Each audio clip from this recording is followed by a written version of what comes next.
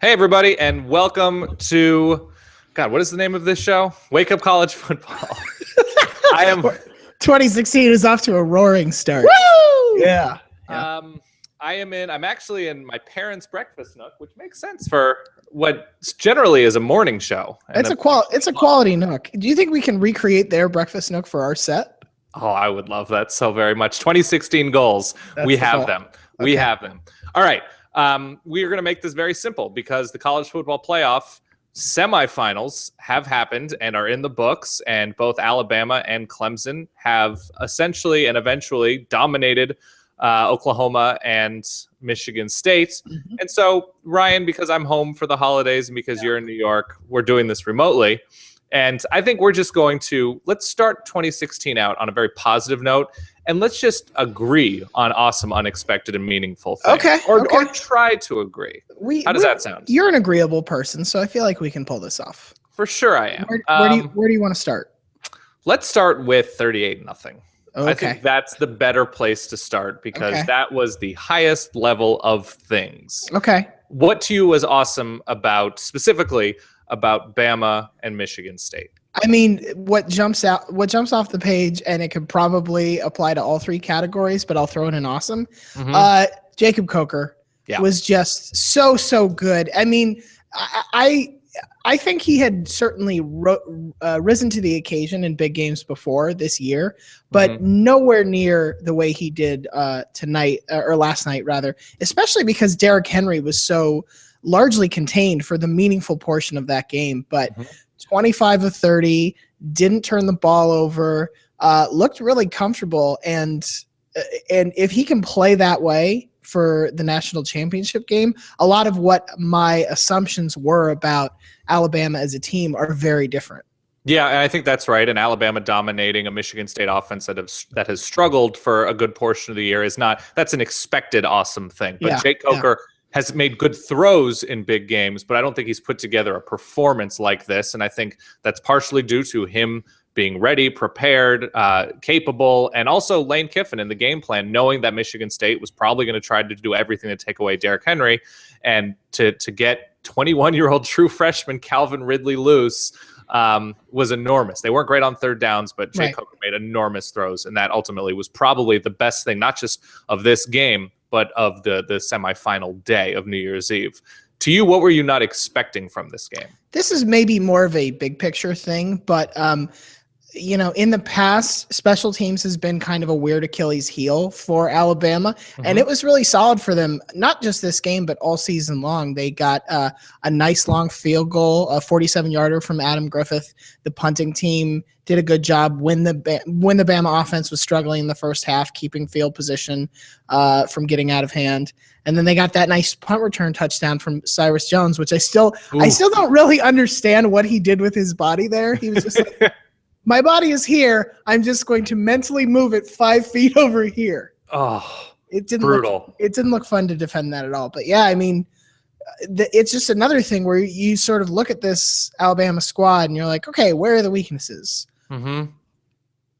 There they are. Yeah. We have discussed all of them now. What about you? What do you think was unexpected about other than Michigan State getting shut out? I was surprised a little bit that Michigan State didn't come out with a little more tempo consistently in the second half when they did show tempo, and that's how you beat Bama. Yeah. If you are going to get that very slim chance of beating Bama, it's tempo, it's spreading the ball around, it's taking shots, and Michigan State just went into the locker room and said, well, I guess we're going to just do more of the same. Maybe this time when we run on first down, it will be success. No. It was an awful game. So I was expecting a little bit more creativity. You're in this huge moment, go for it. And Michigan State just didn't do it. Yep. What to you was meaningful about this game? It's probably the Bama defensive performance. I mean, I have kind of quietly thought this for the past month or so. This might be the best Alabama defense that Nick Saban's had in his tenure.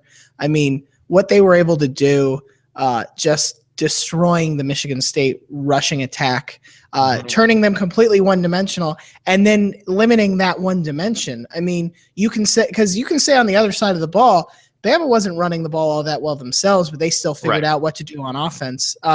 Just the performances that the Alabama defense has put together down the stretch. They've won them some games this year, certainly. Tennessee game sticks out as a game that low scoring, but the defense kept them in it till the end.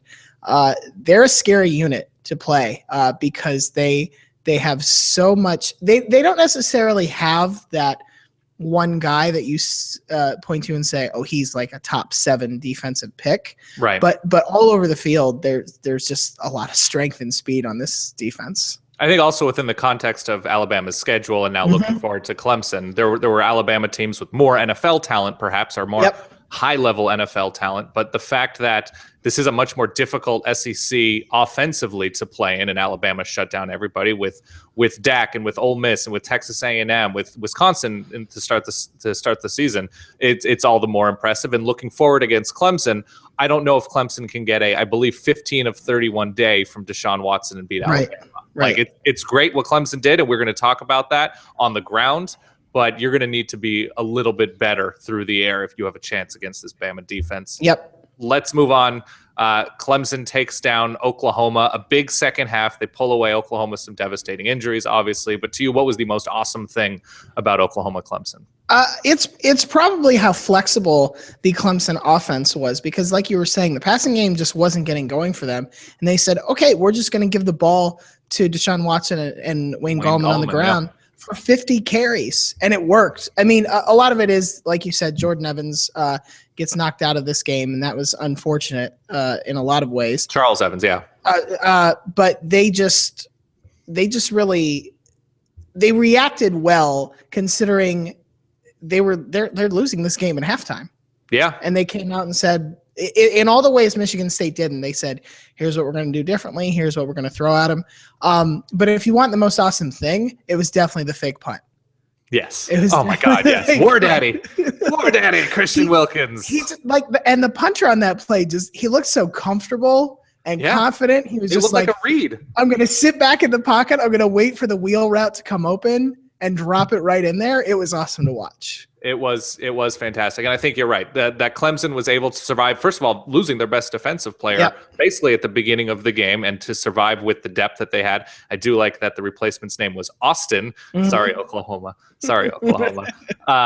But yeah, Clemson winning on the ground, the offensive line completely dominating Oklahoma up front, I think was excellent. And Wayne Gallman and this offensive line, they haven't always gelled all season long, but to take it to Oklahoma like that in the second half, play turnover-free football, it was crazy impressive to me. Yeah. What were you not expecting from this game? I wasn't expecting Oklahoma to get shut out in the second half. I mean, losing your top 2 running backs it obviously limits what you can do. But it's not like this Oklahoma team hasn't sort of dealt with offensive adversity, and basically Baker Mayfield figured out a way to make it happen, and he just didn't in this game. Granted, some of it was that they had a couple of ill-timed turnovers. They couldn't really figure out how to get the momentum going for drive after drive. But I thought after the first half, I sort of thought, okay, this is going to be sort of a counter-punch thing. And Clemson just stopped them from punching altogether. Yeah. No, I think that's right. And I was sort of surprised and to see the unexpected thing of Oklahoma unable to adjust on defense. This was an Oklahoma defense that had taken big strides forward, and granted, losing Charles Evans like that, not ideal early on in the game, but this should be a deep defensive team. And Clemson just had their way with Oklahoma up front. And granted, Oklahoma these past few weeks, they've beaten teams that have been down quarterbacks and not used to facing a complete offense like Clemson's. But the fact that they were unable to make any sort of adjustments and figure out anything to at least slow down Clemson on the ground, I was surprised by, because I really thought Oklahoma had taken strides since that Texas loss. Yeah. What meant the most moving forward from this game? I was impressed with Clemson's ability to move the ball for long drives. They had touchdown drives of 70, 75, and 96 yards. Yep. And they didn't necessarily need, it's not like, okay, we ran the ball twice and then we hit a bomb, something like that. A lot of these were sustained 9-play drives. That's telling, because if they can do that against Alabama, that's important because your defense is going to need that time and rest if they're going to have to be hitting Derrick Henry 30 times in a game. But it also just sort of it goes to the balance of this Clemson team as a whole. It meant that they could flip field position. It meant that they didn't need to necessarily hit big plays to be successful on offense. Just that kind of sustained success, which is a tricky phrase that I chose to use there. That was really impressive to me, and I think that will be important moving forward, because you can't assume when you're playing Alabama, we'll pick them off and get great field position at their 40 or something like that. That's not usually how it works.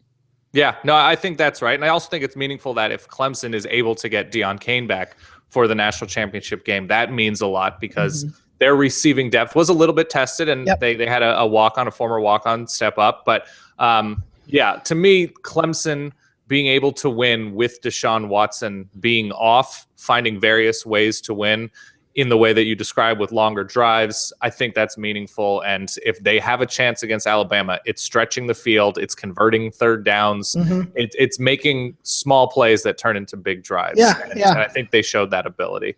All right. Let me ask you a question. Please do. If we switched Oklahoma and Michigan State, do you think the net outcome would have been any different?